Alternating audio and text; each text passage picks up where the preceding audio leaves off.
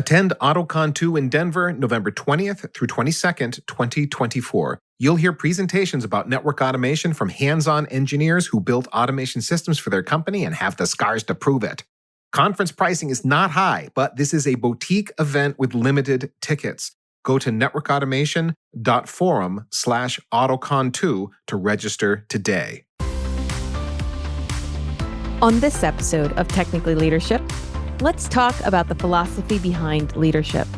Joining me is Matt Butcher, CEO of Fermyon, who you might know as one of the creators of projects like Helm and Crustlet, or as an author of Go and Practice or the Illustrated Children's Guide to Kubernetes series. Matt also has a doctorate in philosophy and was a professor at one point, as we'll discuss in the episode. We chat about holding and driving a vision for a technical organization, building a strong team culture, handling layoffs and letting people go, and exploring what philosophy can teach us about leadership. Let's get to it. All right, so here we are at our next episode of Technically Leadership, and with me, as you would have heard by now from the introduction, is Matt Butcher. Matt is over at Fermyon, CEO over there, and you'll have heard by now a little bit of a discussion about philosophy is really where we're headed today. So, starting out, Matt, I have a question for you. So, all right, you have this like philosophy of leadership, background in philosophy, digging into that. What are the two things that you think every leader needs to do from a philosophy standpoint?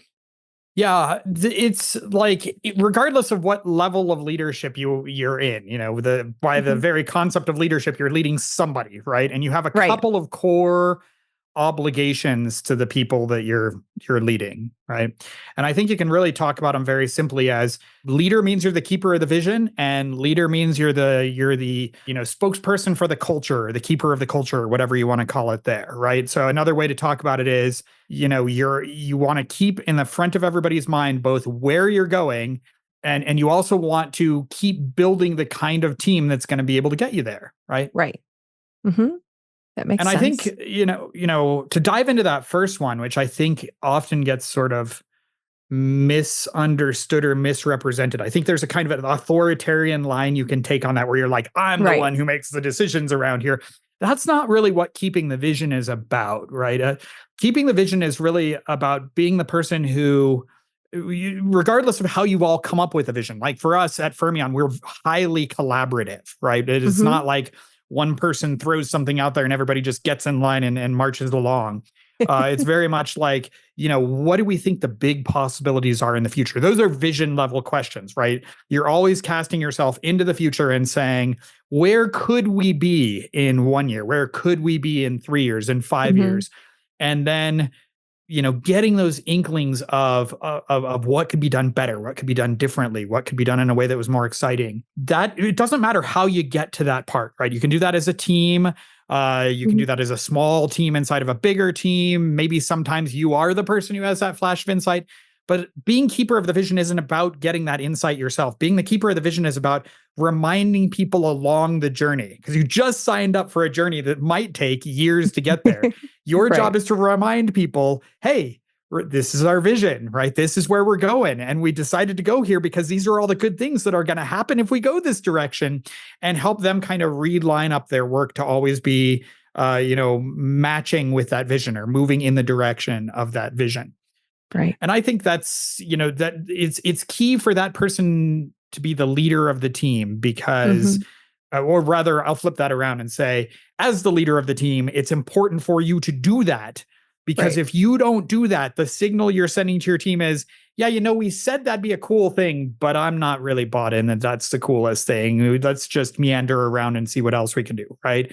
Gotcha. And so by being the champion of the vision, you're the one who's reminding the team, we're all excited about it. We're all moving that way. And as long as we're moving that way, we're going to build the cool thing that we've talked about. We're going to bring into the world something that didn't exist before, and people are going to love it, right? I do think there's also room in there to like shift to the vision, right? If sometimes you get a year into it and go, well, our 5-year plan might not be the right destination. And again, by various processes, you might get there, and it's not your responsibility to solo it from there on out. But Right. I also think there's room to say, as keeper of the vision, you might get to that point and say, you always said we wanted to get here. We've hit some speed bumps along the way. Do we all still think that's where we need to go? If not, do we need to realign, or do we need to adjust a little bit and then keep going from there? So I'm trying to basically steer us away from getting into sort of that dogmatism where you're like, Right. I'm the leader. This is the way we're going. Everybody follow me. And if we, fall into the vast abyss at the end of it, that's okay, because we were single-minded in doing so. It's really about like saying, Yeah. no, we are collectively excited about this, and I'm going to remind you why we're excited about it. And along the way, if we have to make little adjustments, that's okay. And my job as, the leader is to notice when those moments come along and raise that back up into the foreground, and we can talk about it then. Right. Right. Now, I mean, obviously this is thinking through, how do you communicate with groups of people? How do you get multiple people kind of working together and focusing on that vision, and I guess rallying around that vision, like you're saying? How do you get those multiple groups to kind of come together and think about like the communication side, all those things that come with, there are many people now that you have to drive towards a vision that you all have agreed to back then, that maybe there's new people coming in. How do you handle that? Yep. How do you think about Yeah, that? and I will say, in my career, I've gone from, small team leader to engineering leader, all the way to where I am now as a CEO. And my answer to that has changed now. Oh, I because bet. I think when you're in a particular function, and as a leader in that function, your job is to align other people in that function to also go along with it. It's a lot easier. And you can just kind of say, your job with new people is to ramp them up into the right technology so that then they understand. Whereas when you're trying to bring in and marshal, like a marketing team, the sales team, Right. the product team, the engineering team, in many cases, even like the finance team, the back office teams, right? Part of your job is being, sort of the champion of the vision, is to learn how to articulate the vision in a way that resonates with a broad spectrum of people, right? A broad array of interests, a broad array of backgrounds. I read a book some years ago called, I want to say it was The Storyteller's Secret. Okay. I think I've heard of that one. Yeah, it was just a good book about how, Yeah. one thing that has been constant throughout the long history of humanity, and the prehistory of humanity even, right, has been that we tell stories, and we use stories as a device to impart knowledge. We use stories as a device to get people enthusiastic about something. We use it as in explanatory ways. And there's just something very human about storytelling. And the author's, claim was, if you can be good at telling stories, then you can bring in a broad group of people who don't need to understand the technical details and the nuances of the argument, but understand, I see there's this big framework. We're doing this because we're excited. Fermyon, our kind of core story is, pioneering the next wave of cloud computing. That's kind of the hook to the story. How do we get from here to there? Well, if you're an engineer, we're going to be talking a lot about WebAssembly and low level, serverless functions and things like that. But if you're talking to somebody at a higher level, you're saying, what's important to you? Let's tell you a story about the evolution of computing and how we went from data centers with our individual computers running individual applications to the cloud, and then on into this like Kubernetes ecosystem, and all the way on into the future vision that Fermyon is trying to cast out there, right? And the ability to tell a story as a continuum of change, of how things changed at this point and why they changed there, and give a little bit of that sort of plot arc where you got the rising action, and here we are, and things aren't, we're spending too much on cloud, and developers are having a hard time. How do we get over this mountaintop? Well, we move on to the next thing, which is serverless web.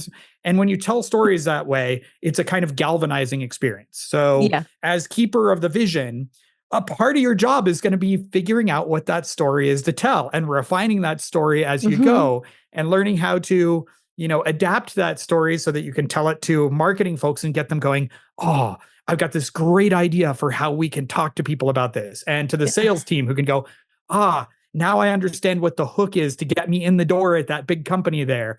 And, even to say the back office team who wants to know, what are we doing that's going to make sure that we're still a company tomorrow and that kind of thing.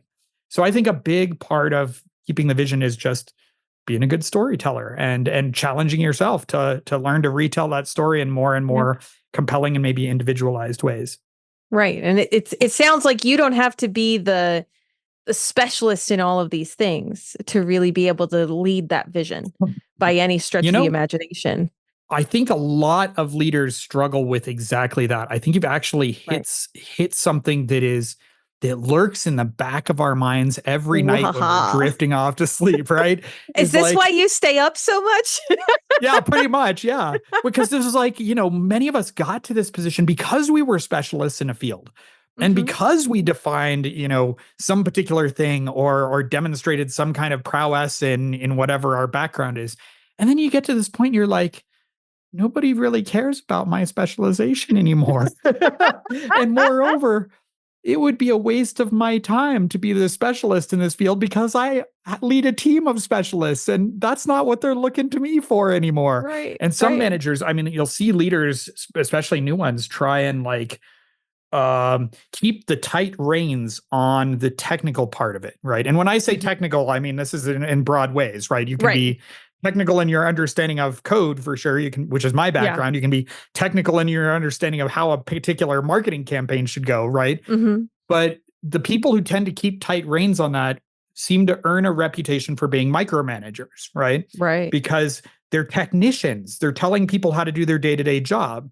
And the whole part of this, two-part what's your most important job as a leader thing is to remind us that that's not where our value is anymore to the team. It's not in whether I'm the world's best Kubernetes developer or whether or not I have 9 secrets for running the killer social media campaign. It's, can I bring my head up above that fray, remember where we're going, and remind everybody else to bring their technical prowess to bear on that kind of thing. But that, man, that was a lesson that was actually deeply painful for me to learn, right? Was it really? It's like, this was the thing that I was good at, and now I'm not. Now I have to give that up to other people and trust them to do that. And I'm not going to weigh in on every PR in GitHub. I'm not going to weigh in on the nuances of every part of the media campaign. That was tough. It's a difficult one to do that. I remember one manager that I know was a dev who ended up in front of a whole bunch of ops folks, people who had over combined 200 years of experience or some ridiculous number for the 10 people on the team. And he said, my job is not to answer all of your questions when you all get into a fight. I just let you fight and then I pick who gets to win and decide when the argument's over, which I found highly entertaining. But I guess this kind of comes into the second thing that you have is building that team, building that culture. And I'm going to touch on something that kind of sparked this conversation because I know that you're really into philosophy and Greek philosophy and some other things. But in some ways, it's almost letting go of as you had put it, the altruistic reasons for software development. You're building it to make things better. But suddenly now you are no longer the one who is building it. So how do you build up that team and that culture and obviously then keep the vision and all that and still keep that philosophical backing? And maybe you need to explain it a little bit to the audience first. We'll ease into it. I want to dig into so much set up fun a stuff. 30-minute monologue here, and I don't know. I'll do my best to not turn it into that. I have my plans. Yeah, and I think why is that the second pillar? Well, because really, keeping the vision will get people focused, but it's the people, right? That you care about keeping focused. And that, I think you get a number of elements behind what it means to be the one in charge. I don't know. We need a good flag bearer, standard bearer, maybe standards bearer for the culture is kind of what that part of the job is, right? You want a high performing team. Right. And that's what we want. We actually do want, we can just go plain old full out utilitarian and say what we care about building is a high performing team. Well, At first, it sounds like, well, are you the one with the whip kind of shouting at everybody faster, faster, faster? Well, that's Right. not really going to produce a high performing team. What makes us happy as individuals? Well, when we're doing things that we like to do, when we know that we're valued for doing them, when we feel comfortable and trust the people around us so that we can sort of authentically be ourselves, those things are all part of building a culture, right? And so a high performing team is one that has a good, solid culture where people find fulfillment in their work, find, joy, or at least stability and well, no, I guess I think it is joy. I think it's joy in working with other people. When I'm in the jobs where I've felt like I was doing my best work, were also tended to be the jobs where I felt like I laughed the most and enjoyed the company of my peers and genuinely trusted those people around me. And that's part of what being the sort of standard bearer for culture is. You want to help people understand what's appropriate to do at work, and that doesn't just mean like setting the boundaries against harassment and things like that. That means like, how does a meeting run? When are we in open input mode? When are we in just give a quick status report and move on mode? When are we in, deep technical decision-making mode, and sort of helping people understand what the guardrails look like in those kind of various scenarios. I really do think running meetings is actually one of the biggest functions you can do to promote the right kind of culture. Because if you create a meeting environment that's really combative, you're going to build an entire culture that's combative. If you build one where it's like, I run the meeting, I come in and set down the agenda and I go around the room and you give me answers, everybody's going to assume that you're in a very authoritarian culture all across the board, right?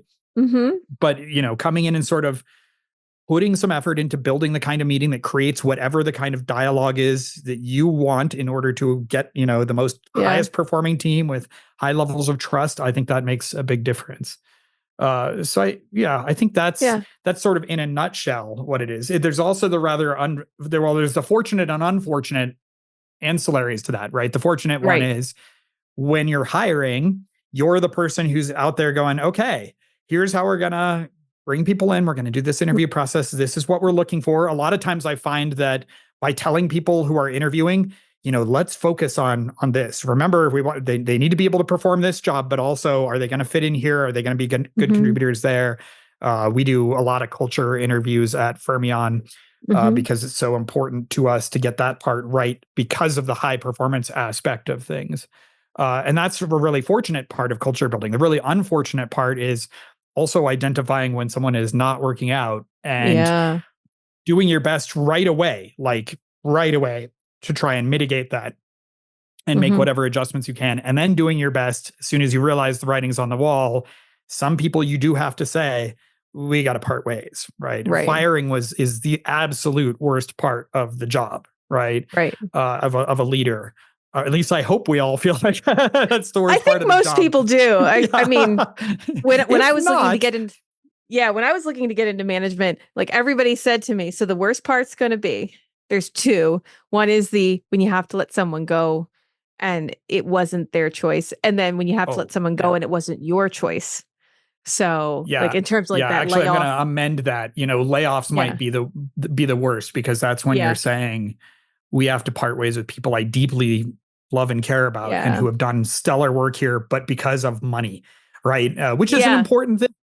And we, as good stewards of the resources we're given as leaders, have to make that decision sometimes. But oh man, that's a hard one. That's a killer experience. Just tears your heart out. At least it is, and it's hard because you're like, I'm not in this mode. I'm not necessarily doing what is best for the team from a vision point of view, right? In this case, and bringing in the philosophy, there's right and wrong on vision. We use these words right and wrong to mean huge swaths of things, but sometimes you have to make a decision that's economically right and is sort of, pragmatically wrong, right? It just doesn't feel like it's helping you get as far down the road as you want to, but you got to do it because because as a business, money plays a very important role in, the paying the paychecks thing, the being around tomorrow thing.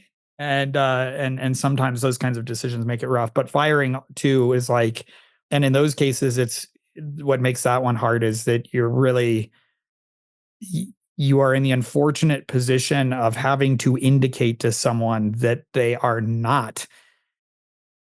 I don't know how to say it other than this, but they're not valued as the member of the team in your mind the same way they are, right? I mean, that's what worries me. That's the message I feel like I'm always kind of conveying is, I'm sorry, you don't fit here, right? That's really what you're saying. You don't fit here. Not to say you won't fit somewhere else. And I've found it's always good to remind people that there's fit because you just don't have the technical expertise to be here or, that kind of thing. But oh man, that message, you don't fit here, is just gut wrenching to have to deliver. A quick interruption to tell you about AutoCon 2, the third in the AutoCon conference series about network automation. Only, don't think of AutoCon as a typical conference. Instead, AutoCon is a gathering of the networking industry to work towards a standardized approach to network automation. And this is a hard problem. Equipment vendors have a vested interest in selling you their automation tools, but let me guess, you're a multi-vendor shop. There are so many open source tools you could bring into your automation stack that it can be overwhelming. And if you want to integrate with products like ServiceNow, that is an added complexity. If you've tried moving from simple Python scripts to a robust automation system the business can rely on, you know what I'm getting at. And this is why the Network Automation Forum exists, why the AutoCon conference series exists, and why you should attend AutoCon 2 in real time in Denver, November 20th through 22nd, 2024. Hear the talks, interact with the speakers, talk to other attendees in the hallway track, meet the people making automation tools, talk to vendor experts who live and breathe this stuff. You're going to leave with solid ideas about how to approach network automation for your company, ideas that will impact the business that you support in a very positive way.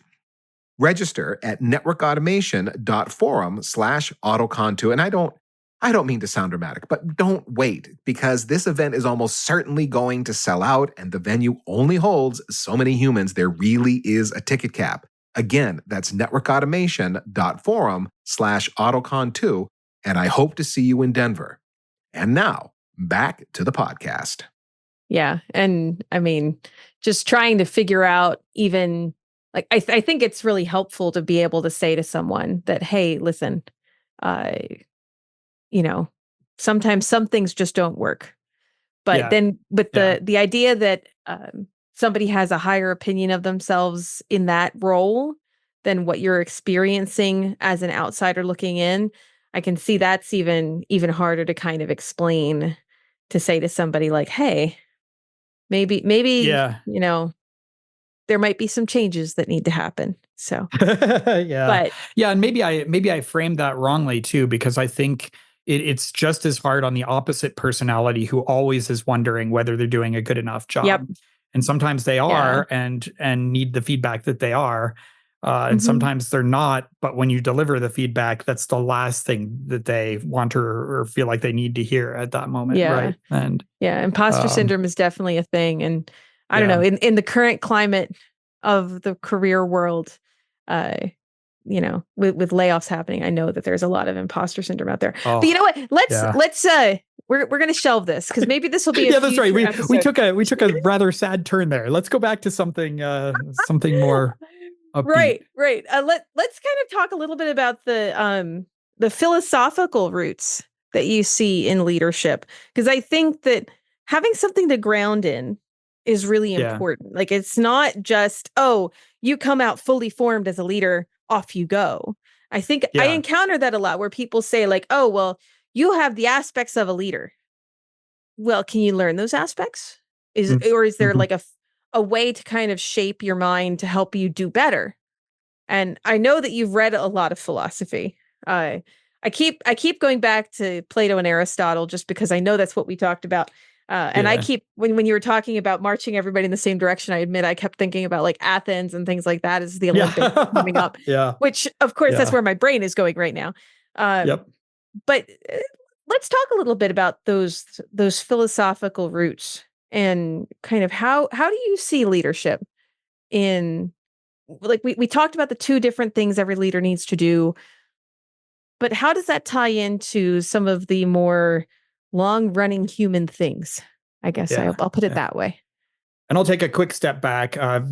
to what's probably in the intro is, I briefly lived as a professor of philosophy. I went and got all the possible degrees that I could get in philosophy, and taught for a little while. And when I was doing philosophical work, my interests were largely in contemporary philosophy. So I was, Okay. most of the philosophers I was reading were like still alive. Let's just put it that way. Most of them were still alive or had died fairly recently. And then, kind of over time, and of course, as you're studying philosophy, you're going to be reading everything. But my area of expertise was at that point, very much focused on people who were still alive. And, in the oh goodness, I'm going to say decades that have passed since doing that. Sorry, didn't mean to do that one to you. Yeah. In the time that has passed since that was really my area of focus, it's like it took a while to sort of seep in that really, if you go back to a lot of what happened very early in philosophy, it really is one of those fields where the foundations are still there and you can kind of look at them and go, wow, like we like to think of humanity as having progressed by leaps and bounds. We went from, hunter-gatherers to building spaceships, right? But so much of the core of human relationships have been present since, we figured out how to word well, that, looking at what, say, the ancient Greeks had to say about friendship, about relationships, about politics, are just like shockingly revealing about how things work now. And so for that reason, while if you had interviewed young philosopher me, I would have been like, yeah, I don't really spend much time with the ancient Greeks. As I've gotten older and maybe wiser, I've gotten to this point of going, there's just so much wisdom kind of buried in there. And if I were to start there, there's no chance I could work my way through the history of philosophy to the beginning and get everything out of it that is there to be gotten. But Plato and Aristotle just sort of embody sort of this at once sort of like this unified core of what Western philosophy is, but also these sort of like two radically different perspectives on it. Yeah. And so just to give like the 30-second, nothing's 30 seconds with me, the 1 minute intro, Plato is what we would today call an idealist. He believed that, there were these, that reality was composed not just of the things that we could see and touch and smell and feel and all of that, but that the ideas we have are actually also what he would call real objects, right? That they are a thing, that if you were to display all the furniture of the cosmos, ideas would be there alongside, rocks. And it's actually a really interesting thing. And a lot of mathematicians still today will talk about mathematical realism, the idea that mathematics, that the number system is actually a real kind of thing and not a system that we invented.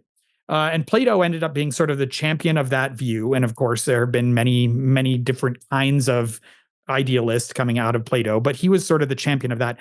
Aristotle is what we would call an empiricist, where largely his view was, we live in this world, we experience this world. When I get hit by a rock, it hurts. And I think, that rock hurt. I'm examining the feeling of pain that I'm experiencing when a thing that I named a rock hit me. But that his idea is that very much we're reacting to the things that happen in the world. And as such, we're what later philosophers would call embodied, right? That everything we describe is something that's a description of how my body interacts with the world and what I learned from that.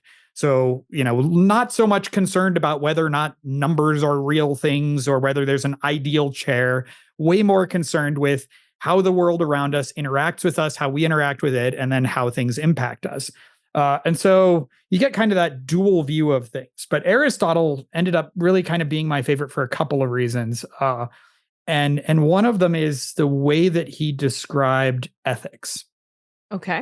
And this really comes right into the heart of leadership. Now, when people hear ethics, the first thing they jump to is like, oh, so you're going to give me a list of do's and don'ts or rights and wrongs or something like that. When philosophers talk about ethics, they're more thinking about, is there a system that we can use that will help us figure out when an action is going to be good, and we call those right, or when an action is going to be bad, and we call those wrong, right? Right. And many of us are pretty familiar with the two most prominent systems in Western philosophy, which are called utilitarianism and deontology. But utilitarianism is basically what you would, the short version of that is the pleasure pain calculus. When I weigh whether something is good or bad, the main thing I'm weighing is, am I making the most number of people happy and the least number of people unhappy, Gotcha. or causing pleasure for the most number of people and pain for the least number of people? Mhm. The deontology, and again, sorry for the super big philosophy word, deontic has to do with duty. And this one really is about, what is my duty to my fellow human being? And I loved Kant, Immanuel Kant, who was a German philosopher, Prussian philosopher, I suppose, technically. His main question was, when I am acting, right, when I'm doing something, am I treating the people that are involved as means to another end or as valuable and ends in themselves, right? And he would say, if you're treating people as means to an end, that's morally wrong, right? You're just treating people like tools. But if you're treating people as valuable in and of themselves and as ends in themselves, then you're acting morally correctly. And your decision really can't, you're following your duty to your fellow human beings, and that's morally good. So those are kind of the two systems we tend to go back and forth on in Western philosophy. Aristotle's view, I think, is really intriguing, and particularly as a leader, because Aristotle's view is like, don't overly focus on trying to measure your impact. Focus on becoming the kind of person that you should become. So his philosophical system is called nowadays virtue ethics. And the idea is, of course, if you are becoming the kind of person that you should become, working harder to be more responsible in your decision making, working harder in being brave but not foolish, working hard, then you're going to positively impact all the people around you. Yeah. And likewise, if you are a good teacher or leader or king in his terminology, right, you are inspiring people around you to work hard to become the best versions of themselves. And consequently, you're sort of like, again, it's not very different from that visionary leader type, right? If keeping the vision is helping everybody drive toward the same thing, being a good virtue ethicist is about, inspiring people to become the best version of themselves. And something about that just really sort of resonated deeply with me, that I like that view of leadership.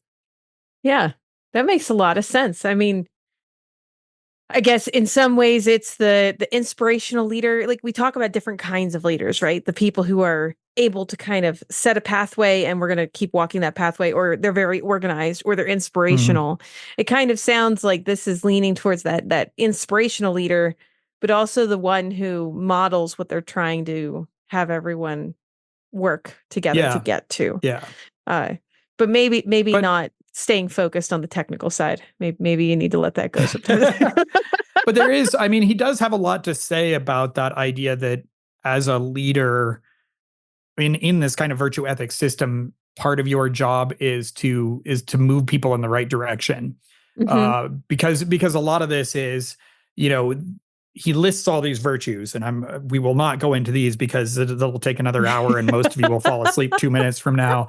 But some of these virtues were like, they weren't just like, being generous to somebody, right? A lot of these virtues were things like, bravery is a good example. So bravery is not a thing that we tend to think of in terms of everyday living. Right. We tend to think of bravery as like the stuff of heroes, but he liked bravery, I think, in part because, going back to your Athenian thing earlier, you've got this idea of the army sort of standing there. Yeah. And he's like, so what makes the good leader there?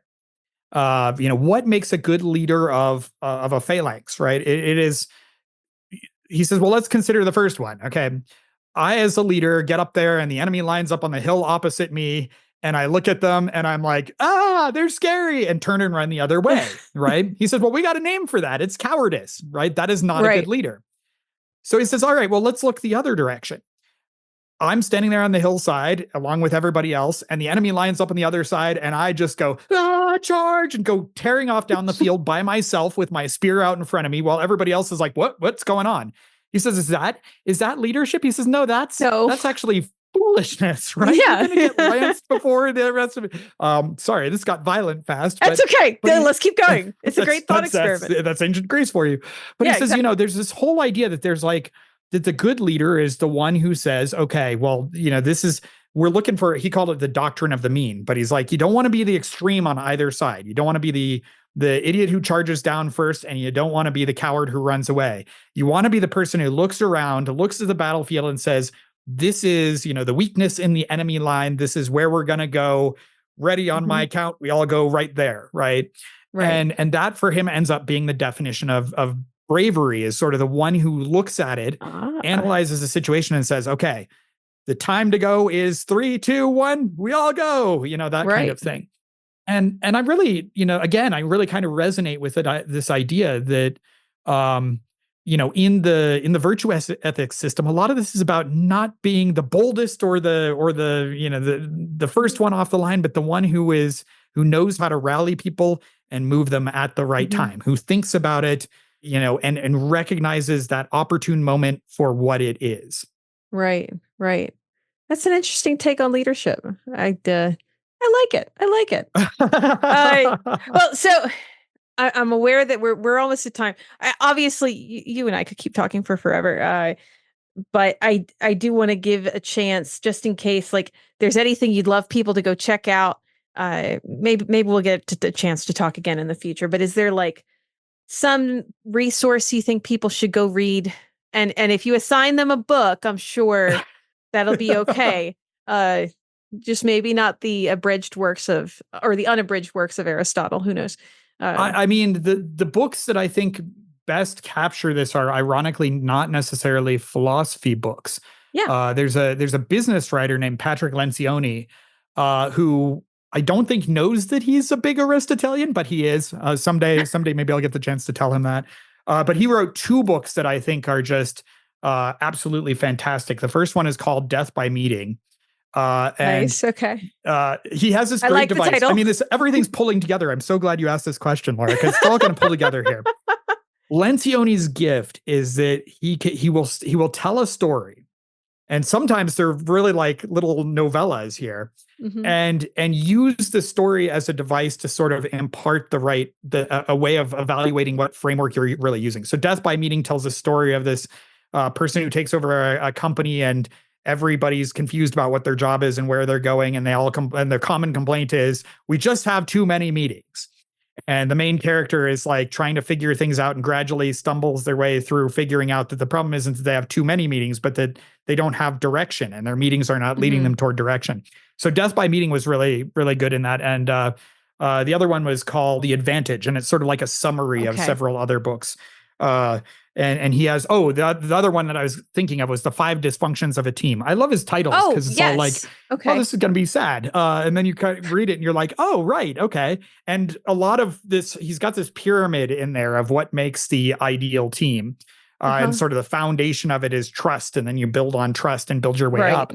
And again, that's like straight up Aristotelian virtue ethics, right? What we care about is, are we building relationships in our team that are going to enable us to actually be high performers? And again, going back to that beginning when we were talking about vision, we're high performers when we're happy. We're high performers when we feel valued. We're high performers when we know what our job is and know whether or not we're actually getting our job done to the satisfaction of the people around us.